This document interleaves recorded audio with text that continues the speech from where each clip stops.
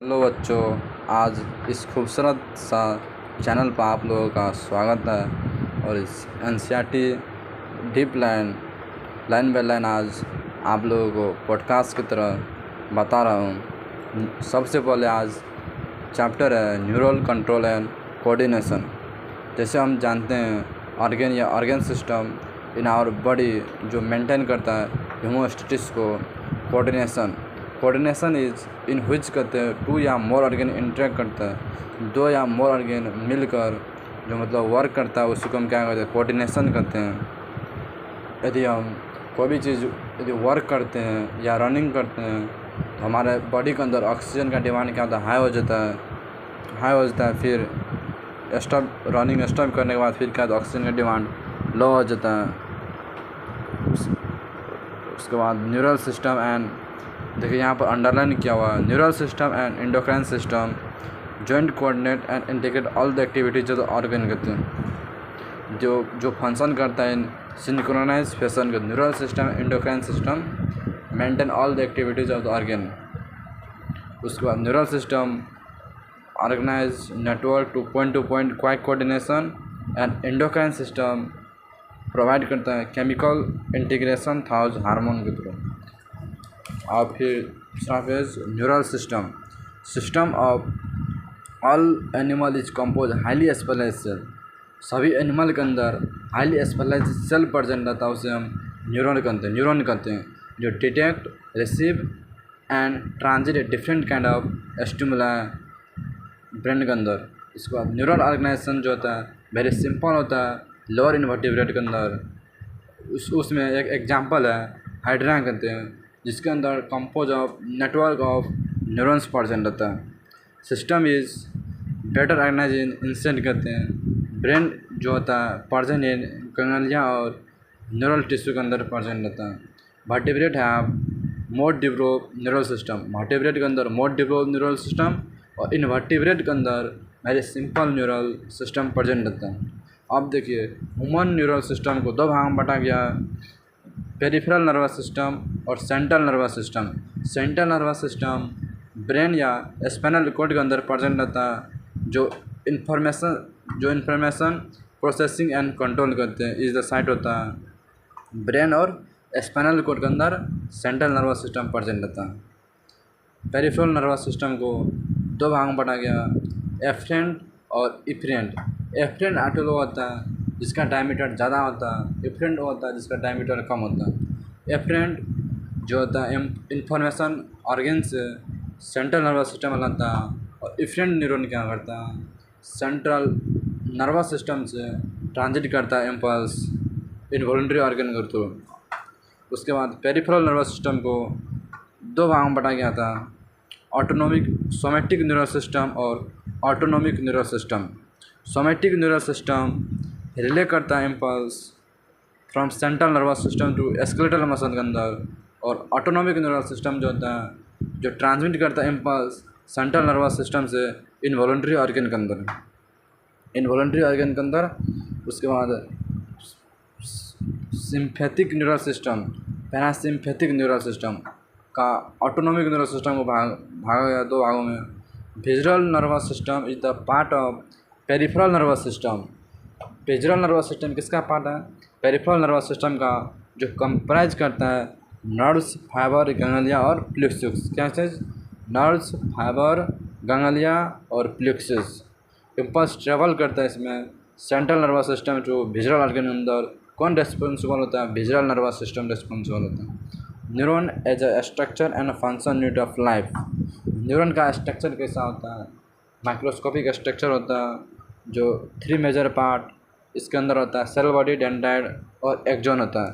देखिए यहाँ structure, dendrites जो इन्फॉर्मेशन लाता है सेल बॉडी के अंदर, उसके अंदर ग्रेनुलर बॉडी होता है, उससे हम क्या कहते हैं, नेशनल ग्रेनुल्स कहते हैं। सेल बॉडी के अंदर डेंड्राइड्स के अंदर इन्फॉर्मेशन रहता है, उससे हम क्या कहते हैं, नेशनल ग्रेनुल्स कहते हैं। उसके बाद एक्सॉन के थ्रू पूरा बॉडी के अंदर ट्रांसमिट होता है इम्पल्स। उसके बाद सिनेप्टिक वेसिकल्स कहते हैं, उसके अंदर न्यूरो ट्रांसमीटर प्रेजेंट रहता है, जो ट्रांसमिट करता है, जो न्यूरो ट्रांसमीटर कहते हैं प्रेजेंट रहता है। उसके बाद सिनेप्टिक नोब कहते हैं, जो बल्ब लाइक स्ट्रक्चर होता है। Synaptic knobs bulb like structure होता है। उसके बाद न्यूरो ट्रांसमीटर जो होता है ट्रांसमिट करता है impulse from neuromuscular junction along the body.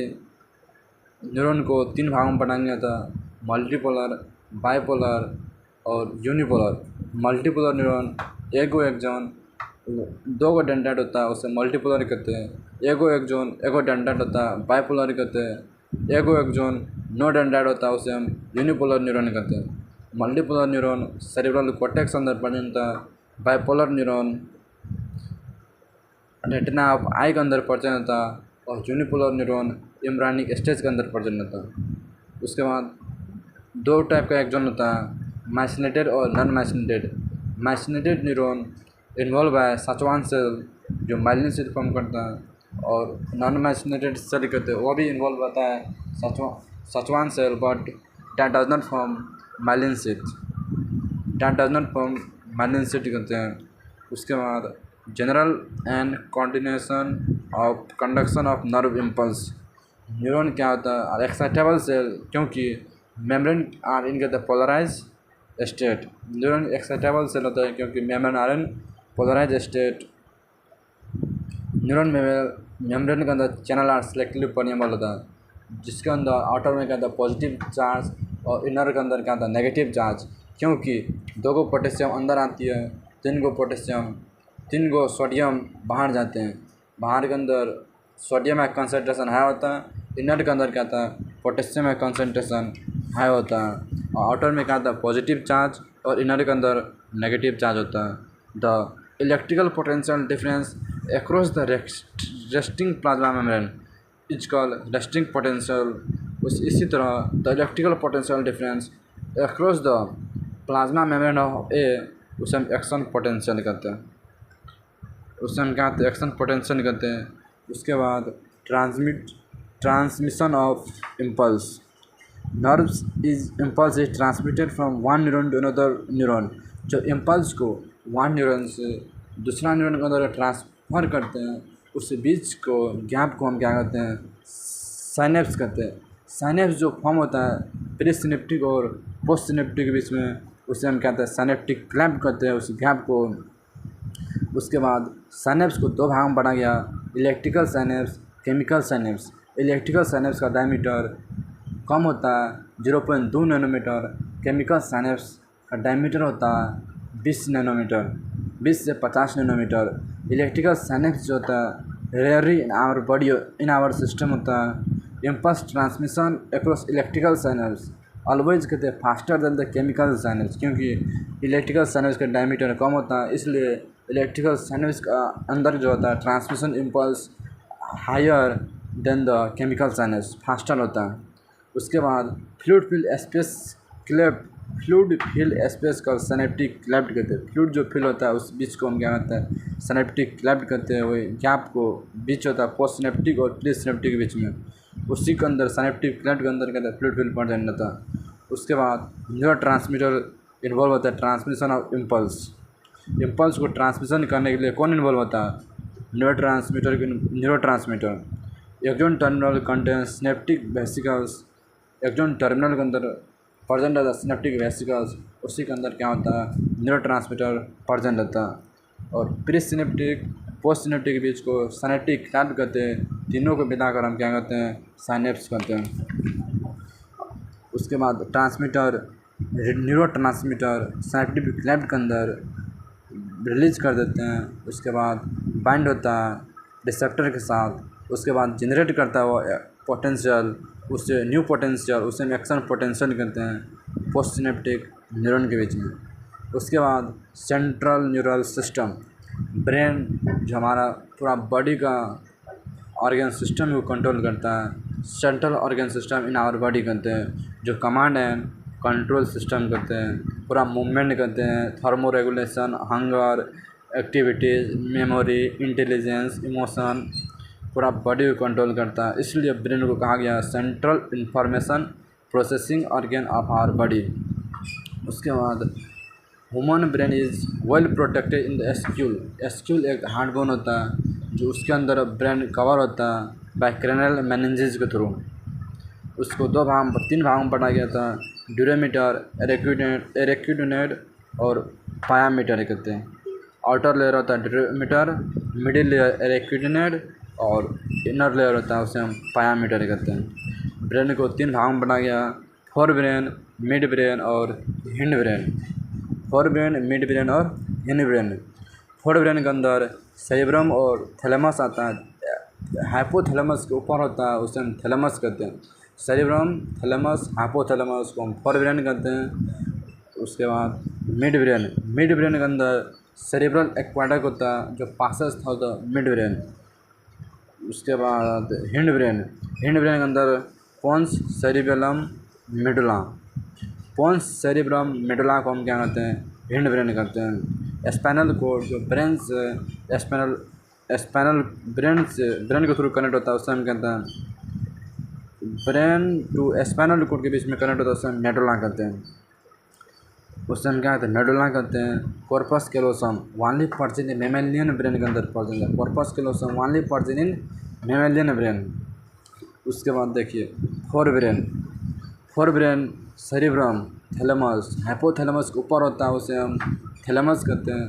Fore brain, thalamus और हाइपोथैलेमस को हम क्या कहते हैं, फोर ब्रेन के अंदर होता है। फोर ब्रेन बराबर होता है थैलेमस, हाइपोथैलेमस और cerebrum. Cerebrum from the major part of the human brain.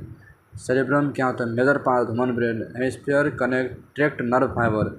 Hemisphere जो सेरेब्रल हेमिस्फीयर जो होता है, जो नर्व फाइबर से कनेक्ट होता है उसे हम कॉर्पस कैलोसम कहते हैं। The layer cover cerebral hemisphere, cerebral cortex, prominent fold के through refer to as grey matter कहते हैं। Cerebral cortex contain motor areas, sensory areas and large region. Clearly sensory कहते हैं उस रीजन को हम क्या कहते हैं, एसोसिएशन एरिया कहते हैं, जो किस लिए रिस्पॉन्सिबल होता है, इंटरसेंसरी एसोसिएशन के लिए।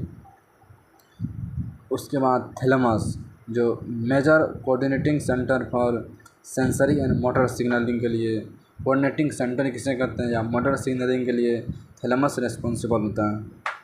Hypothalamus contain number of centre. Hypothalamus contain number of centre जो बॉडी टेम्परेचर, ड्रिंकिंग,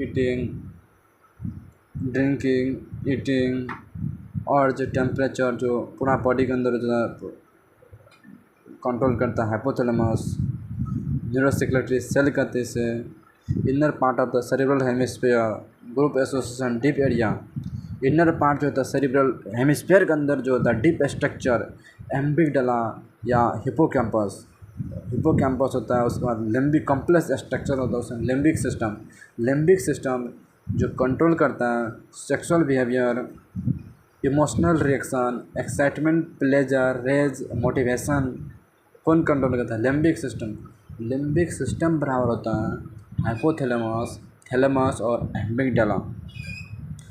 अब मिड ब्रेन, फोर ब्रेन के बाद मिड ब्रेन के अंदर आप लोगों को फिगर में ये बता दिए थे, जो सेरेब्रल एक्वाडक्ट होता है पासेस था तो मिड ब्रेन, उसके अंदर एक डोर्सल पोर्शन होता है, फोर राउंड स्वेलिंग, उसे हम क्या कहते हैं, कॉपरा क्वार्टिकेमिना कहते हैं। तो मिड ब्रेन बराबर होता है forebrain and pons of the hindbrain होता है। Thalamus of the forebrain and pons of the hindbrain. Forebrain और हिंड ब्रेन के बीच में पाया जाता है उसे हम कहते हैं मिड ब्रेन कहते हैं।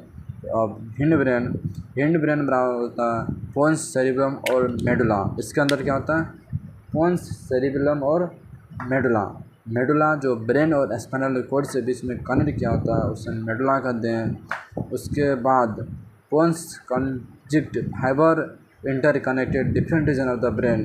फाइबर के through different region of the brain के थ्रू कनेक्ट होता है उसे हम क्या कहते हैं, पोन्स कहते हैं। सेरिबेलम के अंदर कॉन्वोल्यूटेड सरफेस होता है। सेरिबेलम के अंदर क्या होता है, कॉन्वोल्यूटेड सरफेस होता है। Brain is connected to the spinal cord. Medulla contain centre कहते हैं, control respiration, cardiovascular reflex, gastric secretion के लिए कौन रहता है, मेडुला। उसके बाद ब्रेन स्टेम के अंदर मिड ब्रेन, पोन्स और मेडुला ऑब्लांगेटा। अब यहाँ से सिलेबस रिड्यूज है। थैंक्स। तो आज इतना ही। Like and subscribe channel.